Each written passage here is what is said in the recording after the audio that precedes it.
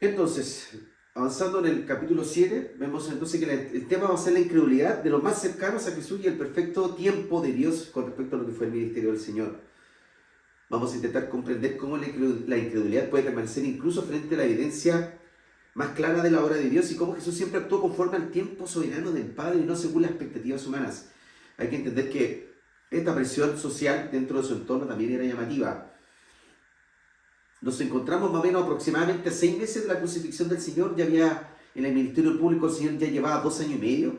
Y como contábamos, ya habían ocurrido un montón de cosas, ¿no es cierto?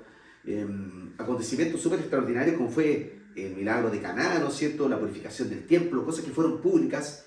La conversación con Nicodemo en la noche sobre lo que era el nuevo nacimiento, la mujer samaritana y la revelación de este pueblo con respecto a quién era el Cristo. Numerosas sanidades, la resurrección del hijo Jairo, la alimentación de los 5.000, Jesús caminando sobre el mar y también lo que vimos en Juan 6, que fue el discurso del pan de vida, ¿no es cierto? Sin embargo, mientras los milagros aumentaba el rechazo de los líderes religiosos y Juan comienza, ¿no es cierto?, mostrando nuestra atención sobre el ambiente de lo que hay con respecto a lo que era el ministerio del Señor y lo que pensaban, ¿no es cierto?, las otras corrientes. Capítulo 7, versículo 1 dice: después de estas cosas, ¿no es cierto?, se andaba Jesús en Galilea, pues no querían dar en Judea porque los judíos procuraban matarle. ¿No es cierto? Jesús permanece en Galilea, evita Judea y Juan explica claramente la razón, ¿no es cierto? Ya había un plan detrás, que no era solamente una posición doctrinal, sino que era un plan de asesinato directo. Esta hostilidad había comenzado, ¿no es cierto?, después de la sanidad del paralítico de Bethesda. Y hablábamos el otro día que esto era una superstición y claramente queda reflejado en que los nuevos escritos no aparecen en los versículos 3 y 4 y que fue agregado por un copista más que seguro para hacernos entender el por qué la gente estaba ahí en ese estanque, porque claramente comienza la hostilidad y la persecución hacia el Señor después de ese milagro. Por tanto, nadie nunca había sido sanado en Bethesda por un ángel que movía el agua. Eso hay que dejarlo súper claro. Era una superstición de la gente que estaba ahí, que eran paralíticos, ciegos, cojos, etc., que no eran personas normales. Eran personas que lamentablemente en su situación descansaban en una superstición. Por tanto, el Señor no actúa por miedo, ¿no es cierto?, sino actúa con prudencia. Se queda, ¿no es cierto?, en Galilea y no va a Judea porque los fariseos procuraban, ¿no es cierto?, tener este plan de cómo tomarlo y asesinarlo. El Evangelio de Juan nos va a mostrar más adelante claramente que al Señor no es que le iban a quitar la vida, sino que Él la puso, ¿no es cierto?, en disposición del mundo entero. Y vemos esa diferencia también en lo que es el resto de los evangelios. El resto de los evangelios nos muestran siempre al Señor más como alguien que es traicionado, llevado, ¿no es cierto?, a la cruz por medio del sufrimiento. En Juan vemos un Jesús más empoderado, más deidad, ¿no es cierto? Vemos a un Señor que dice: nadie en mí me quita la vida, sino que yo la pongo por mis hermanos, ¿no es cierto? También vamos a ver la diferencia en el futuro, como en Juan vemos cuando vienen a arrestarle dice: yo soy. ¿A quién buscáis? A Jesús. Yo soy. Y todos caen, ¿no es cierto?, como muertos. Eso no lo vemos en el resto de los relatos sinópticos, sino que vemos a un Jesús enteramente Dios. Y en esa línea vemos cómo también, a pesar de esto, y cómo habían habido estos milagros, hicimos referencia, ¿no es cierto?, a todos los milagros que habían aparecido anteriormente y a las señales que el Señor había dado, en el milagro de Caná, la purificación del templo, la conversación con Nicodemo, la mujer samaritana, etc., la alimentación de los 5.000, Jesús sobre el mar, el discurso del pan de vida, que iba directamente para que ellos entendieran la analogía del por qué, y lo hizo, ¿no es cierto?, con respecto al maná, de que ellos comieron maná en el desierto y perecieron. Hizo el tema del vino, ¿no es cierto?, la sangre y el pan, que después lo vamos a ver, ¿no es cierto?, desmenuzado lo que va a ser la cena del Señor. Pero ni aún así entendieron. Y por eso es tan importante entender que el Señor se queda en ese lugar. Y el versículo 2 dice: y estaba cerca la fiesta de los judíos, la de los tabernáculos. Y aquí vamos a ver por qué Juan es tan profundo.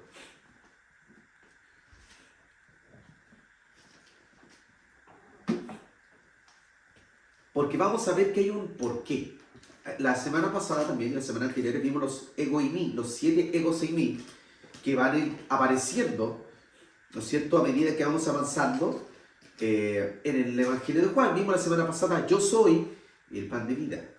A simple vista parece un dato súper cronológico, pero Juan no desperdicia palabra en esto y la fiesta explica gran parte de lo que va a suceder de Juan 7 al 8.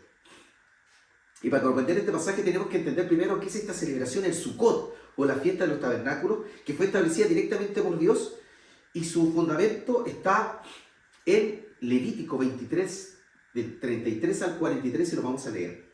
Es importantísimo leerlo para que entendamos esto. Vamos a ver cómo hay una, ¿no es cierto?, una institución de una celebración por parte directa del Señor, y vamos a ver que después con el avanzar del tiempo, sobre todo con cosas que pasaron en el exilio, y que cosas que no podían realizar porque estaban bajo esta opresión, trajo dos celebraciones más, o dos ritos más que agregaron la gente en el tiempo, ceremonialmente, y vamos a ver por qué después el Señor va avanzando con ciertos egos en mí. El yo soy el pan de vida, yo soy la luz del mundo, ¿no es cierto? Yo soy el agua viva, y vamos a entenderlo el por qué. Acá hay como un pequeño paréntesis de algo que parece súper casi como cronológico, pero tiene un trasfondo potentísimo si es que lo estudiamos a fondo. Dice, habló Moisés diciendo, ¿no es cierto?, en Levítico 23, del 33 al 43, dice, habló Jehová a Moisés diciendo, habla a los hijos de Israel y diles, a los 15 días de este mes séptimo, no es julio, es otro mes, coincidencia que nos caiga justo ahora, a los 15 días de este mes séptimo será la fiesta solemne de los tabernáculos a Jehová por 7 días. El primer día la santa convocación, ningún trabajo de siervo haréis. 7 días ofreceréis ofrenda encendida a Jehová. El octavo día tendréis santa convocación, otra vez el primero y el octavo, ¿no es cierto? Y ofreceréis ofrenda encendida a Jehová, es fiesta, ningún trabajo de siervo haréis. Estas son las fiestas solemnes de Jehová, a las que convocaréis santas reuniones para ofrecer ofrenda encendida a Jehová, holocausto, ofrendas, sacrificios y libaciones, cada cosa en su tiempo. Además de los días de reposo de Jehová, de vuestros dones, de vuestros votos, de vuestras ofrendas voluntarias que acostumbráis dar a Jehová. Pero a los 15 días del mes séptimo, cuando hayáis recogido el fruto de la tierra, aquí esto es importante recordarlo, cuando hayáis recogido el fruto de la tierra, haréis fiesta a Jehová por 7 días. El primer día será de reposo y el octavo día será también de reposo. Acá reafirma la idea que vimos anteriormente. Y tomaréis el primer día ramas con fruto de árbol hermoso, ramas de palmera, ramas de árboles frondosos y sauces de arroyos, y os regocijaréis delante de Jehová vuestro Dios por 7 días. Y le haréis fiesta a Jehová por 7 días cada año, será estatuto perpetuo por vuestras generaciones. En el mes séptimo la haréis. En tabernáculos habitaréis 7 días, todo natural de Israel habitará en tabernáculos, para que sepan vuestros descendientes que en tabernáculos hice yo habitar a los hijos de Israel cuando los saqué de la tierra de Egipto. Yo, Jehová, vuestro Dios. Esto también aparece relatado en cierto número 29, en Deuteronomio 16, en Éxodo 23 y en Nehemías 8. No era una tradición inventada por los judíos. Vemos que después los judíos van a agregar dos cositas. Pero ¿qué recordaba? Uno, el peregrinaje de Israel en el desierto. 40 años vivió Israel en tiendas temporales. No tenían ciudades, no tenían propiedades, dependían completamente del Señor. Porque dice en cierto 43, para que sepan vuestros descendientes que en tabernáculos os hice habitar a los hijos de Israel, ¿cierto?, durante estos 40 años. Cada generación debía recordar bajo esta fiesta que Dios había sustentado milagrosamente a su pueblo. Acá vamos a ver una cuestión que tiene que ver siempre cómo el Señor se provee de estos rituales, que a veces nosotros creemos que están de más, como el bautismo, como la cena del Señor, etc., que nos permiten recordar las cosas. El Señor a veces se vuelve como un pedagogo para nosotros, y con poner estas cuestiones que son súper visuales, hacernos entender los procesos. ¿Qué más teníamos que recordar en esa celebración? Lo tenía que recordar el pueblo de Egipto, el pueblo judío que había salido de Egipto, que era una fiesta también que recordaba la provisión del Señor. Por eso se hacía después de la cosecha. Y es siempre donde muchas veces el ser humano, cuando está lleno, cuando está satisfecho, se olvida de la provisión del Señor. ¿Cuándo nos acordamos de la provisión del Señor? Cuando falta. Pero el Señor les instituyó esta fiesta después de la recolección, ¿no es cierto? Lo vimos ahí, que era después de recorrer el fruto, de ser la cosecha de cada año. Por tanto, también era conocida como la fiesta de recolección. Se celebraba al finalizar todas las cosechas, y ahí Israel reconocía, después de haber cegado la cosecha, que todo provenía del Señor. Era una enorme celebración de gratitud. ¿Qué también celebraba o qué se recordaba? La presencia del Señor mientras ellos andaban en el desierto, ¿no es cierto?, que Dios habitaba en ellos a través del tabernáculo. ¿Ya? Recordemos que no había templo, había un tabernáculo. Era una carpa gigante, para el que no lo entienda, que andaba con ellos. Y delante del tabernáculo que había una columna de fuego que los guiaba, ¿no es cierto?, y una nube gigante para el sol. El tabernáculo estaba en medio del campamento. Todo recordaba que Dios caminaba con su pueblo.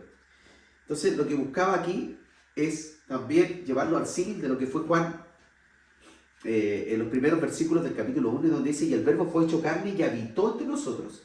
La palabra del griego koiné, que utiliza acá Juan, para la palabra habitó, dice literalmente se tabernaculizó en medio de nosotros. Por tanto, ese tabernáculo, que antes estaba hecho, ¿no es cierto?, con manos de hombre, hoy día habitaba corporalmente en Cristo. Cristo es el verdadero tabernáculo de Dios para el hombre.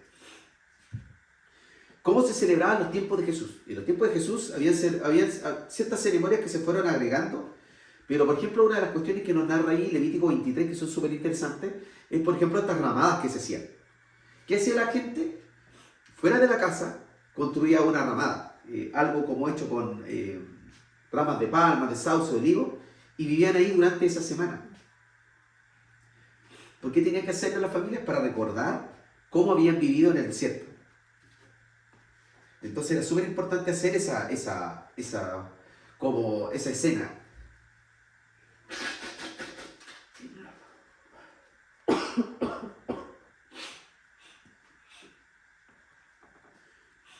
¿Qué buscaba? Que se diera ese tiempo familiar donde los hijos le decían: papá, ¿por qué estamos armando esta ramada? ¿Por qué estamos aquí?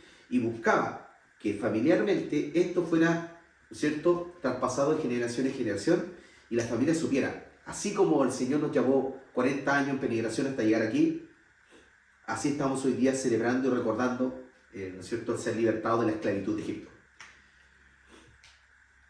Esta era una de las 3 fiestas obligatorias. Miles de judíos llegaban de todo el Imperio Romano. El historiador judío Flavio Josefo la describe como una de las fiestas más alegres y concurridas del calendario. Recordemos que esta es una fiesta de celebración, a diferencia de lo que era la Pascua, que era mucho más solemne, y que se celebraba con el fuego pascual, ¿no es cierto?, que había pasado el ángel de la muerte y no había matado al primogénito de sus familias. Esto no, esto es una fiesta de celebración. Es una fiesta alegre. Por eso aquí por ahí podemos entender la cierta incredulidad de los hermanos de Jesús, porque decían: oye, si te quieres dar a conocer, ¿por qué no lo haces ahora? Si hoy día está la gente contenta, eres famoso, tienes cierta popularidad, ¿por qué no lo haces en este momento? Pero el Señor no buscaba fama, ¿no es cierto? A estas mismas ceremonias que estaban instruidas en el libro de Levítico y en todo lo que es la Torá, el Antiguo Testamento, el Pentateuco, con todo esto que pasó con el exilio y la vuelta del pueblo de Israel a Jerusalén, se agregaron algunas cosas. Por ejemplo, cada mañana un sacerdote descendía al estanque de Siloé, llenaba una vasija de oro y regresaba al pueblo y regresaba al templo, acompañado al pueblo mientras cantaban Isaías 12:3, que decía: con gozo sacaréis aguas de las fuentes de salvación. Después derramaba el agua junto al altar, recordaban el agua que Dios hizo brotar de la roca durante el éxodo, y también con esto pedían, ¿no es cierto?, que hubiese lluvia para las futuras cosechas. Entonces, en el último gran día de esta fiesta, el Señor va a proclamar claramente: si alguno tiene sed, venga y beba. Lo mismo que le dijo a la mujer samaritana. Y ahí empezamos a ver, insisto, como siempre, lo que el Señor dice en este Evangelio está muy conectado con el Antiguo Testamento, con cuestiones que el pueblo debía conocer. Jesús ahí declara que Él es verdaderamente el cumplimiento de aquella ceremonia. También había otra ceremonia, la ceremonia de la luz. Cada noche se encendían 4 candelabros gigantescos que estaban en el atrio del templo. El atrio, acuérdense que son los patios que están afuera. Recuerden que había ciertos espacios, digamos, dentro del templo, y los atrios estaban afuera. Todos lo podían ver. Estos eran unos candelabros gigantes que se encendían con velas, gigantescos, y iluminaban gran parte de Jerusalén. Se veía desde lejos como una antorcha, como una llama.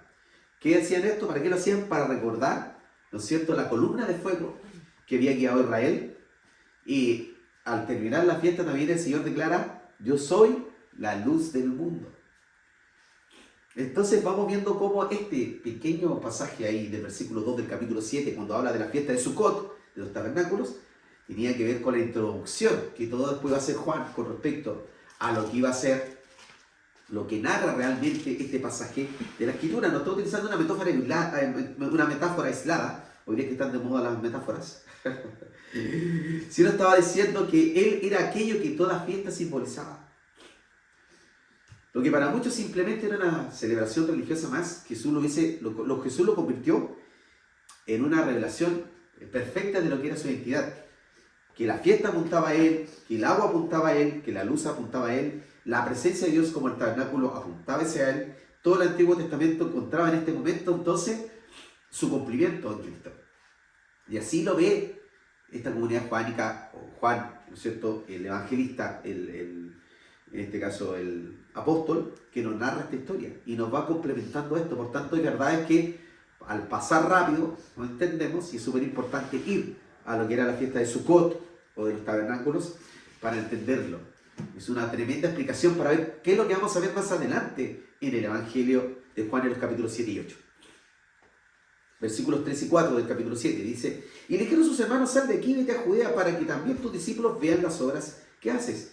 Y cuando dice para que también tus discípulos, habla de los seguidores de Jesús, no de su núcleo, ¿no es cierto?, que estaba compuesto por los apóstoles, por su familia y por los más cercanos, sino por los otros discípulos que estaban ahí y que eran fieles admiradores del Señor y lo seguían para todos lados, que lo andaban siempre buscando. Lo vimos en el capítulo 6 y 5, cómo estas multitudes lo seguían. Dice, porque ninguno que procura darse a conocer hace algo en secreto. Si estas cosas haces, manifiéstate al mundo. Aquí es donde aparecen los hermanos de Jesús. Y los evangelios, los sinópticos lo identifican sus nombres. Acá no los vemos, que son Jacobo, José, Simón y Judas. Esto lo vemos en Mateo 13 y en Marcos 6. La lectura natural nos propone, ¿no es cierto?, que eran hijos posteriores de María y José, aunque algunas tradiciones cristianas dicen que no eran necesariamente hermanos de sangre, sino que se les decía hermanos porque eran primos directos.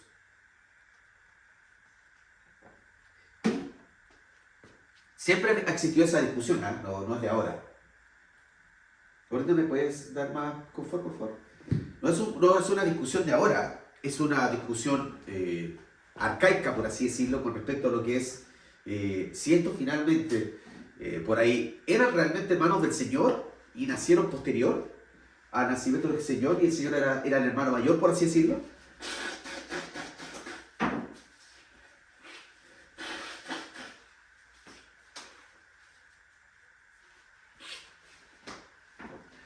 O eran primos, o eran finalmente primos solamente. Y se les dice hermanos por la cercanía, por el tema de que crecieron juntos, etc. ¿Ya?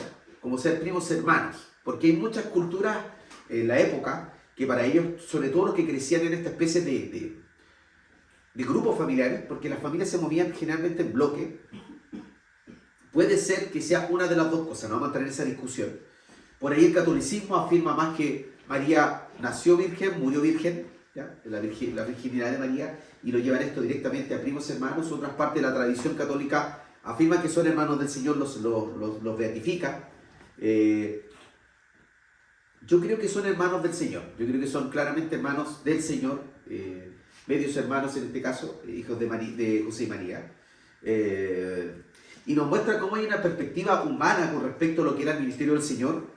Y con esto, si hacen milagro, ¿por qué no lo hacen donde hay más gente? Una lógica completamente terrenal. Ellos consideran el ministerio como una oportunidad de ganar, ¿no es cierto?, reconocimiento público, y al otro tiempo tenía este dejo de incredulidad, porque no le creían al Señor. Y es increíble cómo, estando con Él, viviendo con Él, viendo los milagros de siempre, desde el inicio, recordemos que María estaba presente en el primer milagro público del Señor. Por tanto, es muy lógico que estuvieron sus hermanos también ahí.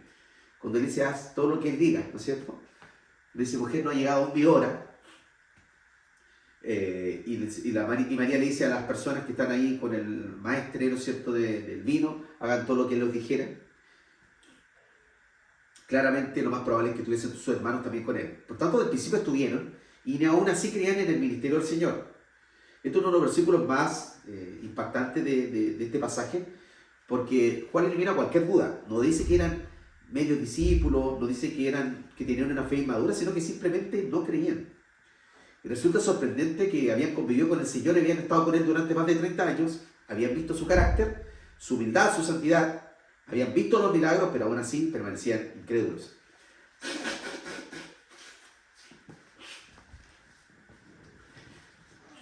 Vemos como en Marcos 3:21, cuando se hace la narración de la blasfemia sobre el Espíritu Santo, contra el Espíritu Santo, sus familiares habían creído que el Señor había perdido el juicio. Después, en otra forma, vienen a buscar María y sus hermanos, y el Señor enseña que su verdadera familia está compuesta por quienes hacen la voluntad de su Padre. Esto lo vemos en Mateo 12, del 46 al 50. Solo después de la resurrección, estos hermanos físicos, de sangre, por así decirlo, media sangre en el caso de María, llegaron a creer en el Señor.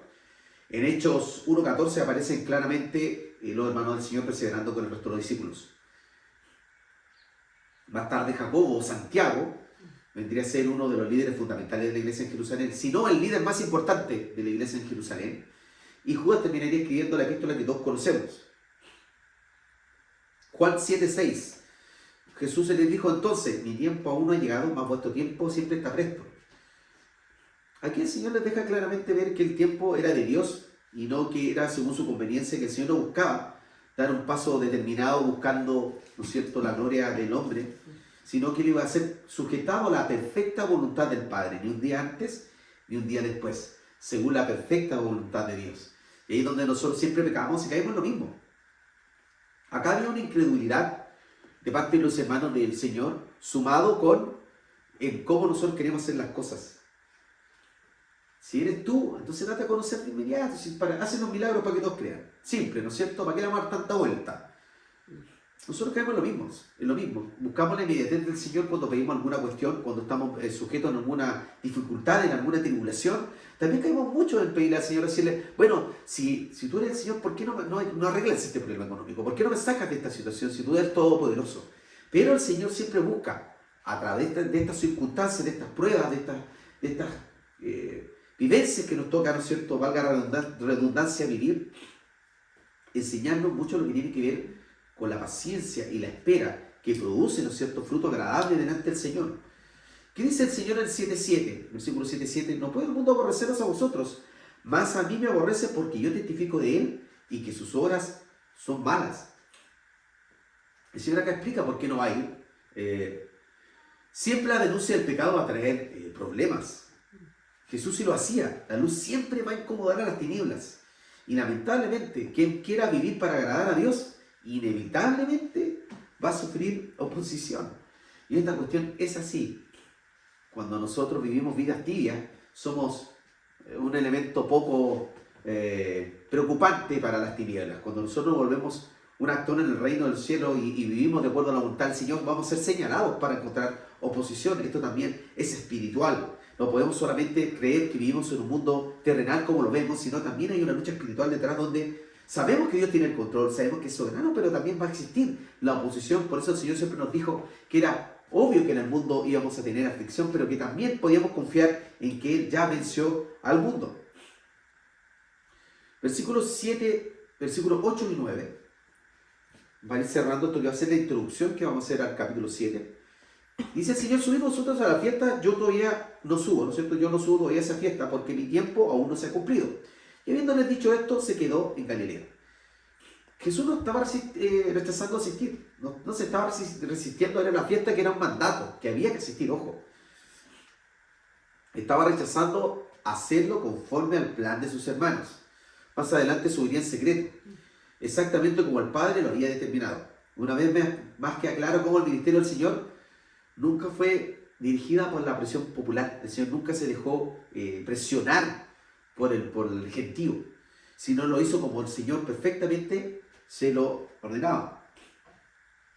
Y vemos claramente un pasaje aquí que nos lleva a estas dos maneras de vivir, como los hermanos representan la lógica y el Señor representa la obediencia.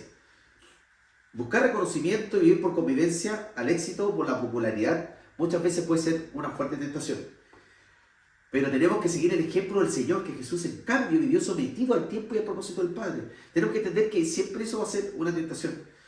Acomodarnos, acomodar cosas, tiempos, formas de cómo obtener las cosas más rápido. Y ahí es donde tenemos que tomar decisiones y también ser sabios como conduciendo. No siempre lo que brilla es oro. Y hay que saber discernir entre lo que Dios nos llama a hacer, independiente que a veces parecen tener muy buenas intenciones, con lo que realmente nosotros queremos hacer. La fiesta de los tabernáculos, con toda su riqueza simbólica, anunciaba al Mesías. Sin embargo, muchos celebraban, ¿no es cierto?, esto lo que eran las sombras de lo que había que venir, pero toda la fiesta apuntaba al Señor. Y muchas veces tenemos que entender que la cercanía con Cristo no garantiza la fe.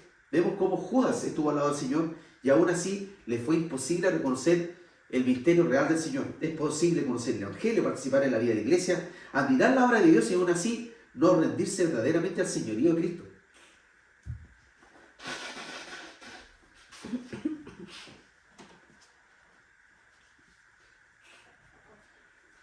Por tanto, esta introducción que estamos viendo, vamos a ver cómo el Señor va a seguir hablando del agua viva, de la luz del mundo, y cómo los va a llevar a revelar su identidad. Y cómo el Señor acá no frena su participación en la fiesta porque tuviese miedo, para nada. El Señor lo hace claramente por prudencia, con sabiduría. Muchas veces el querer actuar de manera rápida no sugiere netamente en el mundo de los cielos, en el reino de los cielos, proactividad espiritual, por así decirlo. Creo que en el reino de los cielos, por muy proactivo y muy enérgico que sea una de las cosas que no son del Señor, y las cosas del Señor tenemos que conducirnos con más sabiduría, con un poquito más de temple, esperar un poco, ver que el Señor dé el paso para nosotros darlo. En este caso el Señor no lo hizo por miedo, lo hizo por sabiduría. Sabía cuándo el Señor tenía que estar y cuándo debía actuar. Vamos a ver que después el Señor igual se presenta a la fiesta de los tabernáculos y va a empezar a hablar este mensaje cristológico, cristocéntrico en medio de la celebración. Por tanto, no es que el Señor se quería esconder cuando dice que se quedó en Galilea para no ir a Judea, sino que en ese momento no era necesario. El Señor actúa en el tiempo perfecto, no antes, no después, sino en el momento justo. Y ahí es donde nosotros tenemos que entender que el Señor no va a hacer las cosas a nuestra pinta generalmente ni necesariamente, sino tenemos que saber esperar. Y ahí es donde nuestra paciencia está puesta a prueba y que da los mejores frutos. Creo que finalmente cuando uno se empieza a dar cuenta que en esta pseudo proactividad, en esta cuestión de hacer, se cometen muchos errores. Muchas veces inclusive con cosas que tienen que ver con el reino de los cielos, con cosas que queremos hacer para el Señor, sobre todo caer en hacer muchas cosas, ¿no es cierto?, en querer hacer obras para evangelismo, otras cosas que al final son más cosas que hacemos humanamente, no entendiendo que el Señor tiene un propósito inicial con nosotros, que es nuestra purificación, nuestra santificación, y que podamos entregar algo real al mundo. Creemos que haciendo cosas vamos a poder alcanzar gente para Cristo, pero primero tenemos que ser vasijas llenas del vino nuevo, ¿no es cierto?, odres nuevos en vino nuevo, para poder ser personas que realmente vamos a poder entregar el mensaje de Cristo como corresponde. Si no, no vamos a entregar nada. Van a ser palabras de motivación, y por eso es que muchos hermanos después caen en poder entregar mensajes que son motivacionales, que suenan súper lindos, que conjugan un montón de cosas que son extra bíblicas. Quizás por ahí no son netamente herejías, pero son cuestiones que no salen en la Biblia y que son más conjeturas personales. Y con esto, ¿no es cierto?, abordan la emocionalidad de las personas y buscan el cambio, ese cambio que nos dice siempre los evangelios, que tienen que ver con la semilla. Cae en un lugar donde finalmente no va a dar fruto, porque para que la tierra esté preparada para el fruto hay que trabajar la tierra. Y eso es lo que nosotros podemos hacer cuando estamos ungidos realmente por el poder del Espíritu Santo para poder cumplir el ministerio. Antes de eso somos vanos y podemos decir un montón de cosas, pero que finalmente no van a cambiar a nadie, porque no vamos a estar ungidos realmente por el Señor para hacer lo que queremos hacer. Finalmente pueden ser un montón de buenas intenciones, pero no necesariamente la voluntad del Señor. Y aquí vemos cómo el Señor en el momento justo se hace presente en la fiesta de los tabernáculos. Vamos a ver después del versículo 10 en adelante, la próxima semana, cómo Él sí se, ¿no es cierto?, sale y se pone a la luz de las personas para poder entregar el mensaje que tienen que entregar en el momento, en el día y en la hora justa. Y eso es lo que nosotros también debemos aprender a hacer, esperar en el Señor, que Él trabaje con nosotros nuestra ansiedad, nuestra mente, nuestra impaciencia, nuestra proactividad mal entendida, y entender que en el Señor están las respuestas, y que tarde o temprano vamos a entender el mensaje, el propósito de Dios para nuestra vida, y que tenemos que esperar el tiempo justo para ser usados por Él. Que no nos gane la impaciencia, que no nos gane tampoco la incredulidad de querer también de forzar al Señor. En estos días también me he juntado con algunas personas cristianas para hacer algunas cosas, Y es llamativo ver que algunas personas para avanzar le ponen condiciones al Señor. Si el Señor me da esto, yo hago esto otro. Cuando la fe es al revés, me llamó la atención un comentario que me hizo un pequeño choque ahí. Y he estado meditando mucho en eso porque finalmente uno puede creer que puede estar haciendo cosas con buenos hermanos y finalmente puede estar poniéndose, ¿no es cierto?, en las manos de personas no correctas. Por tanto, tenemos que orar mucho antes de dar los pasos. Yo no digo que seamos personas que busquemos siempre actuar en lo sobreseguro, para nada. Los pasos deben tener fe. Nosotros tenemos que actuar en fe. Todo lo que hacemos lo actuamos en fe. Pero al mismo tiempo tenemos que ser prudentes y sabios. De un extremo, de actuar, de querer lanzarnos al vacío, y por otro lado ser tan cómodos de esperar que esté todo listo, sino en el tiempo perfecto del Señor, buscando una oración al Señor, el Señor nos va a ir dando ese timing perfecto para hacer las cosas. Necesitamos esperar en el Señor, confiar en el Señor y dejar todo en sus manos. El Señor es soberano, el Señor sabe, ya este tiempo para Él ya pasó, Él ya lo ve desde la eternidad. Debemos descansar en Él, sumergirnos en Él, en su voluntad y buscar sapiencia, sabiduría, inteligencia, porque los tiempos son malos, y no necesariamente salir corriendo detrás de logros de objetivos que parecen muy buenos, pero que quizás el Señor no está ahí. Oremos más, busquemos más al Señor, y el Señor nos va a llevar a tomar las mejores decisiones. Vamos a orar. Señor, te damos gracias por este día. Señor, te pedimos por nuestra salud, Señor, por los temas de salud que hoy día nos complican como familia. Te pedimos que en tu gracia, Señor, tú seas sanando. Te confiamos, Señor, en nuestra salud y nuestra provisión, porque todo proviene de ti, Señor. Gracias por todo lo que haces. En el nombre de Jesús. Amén.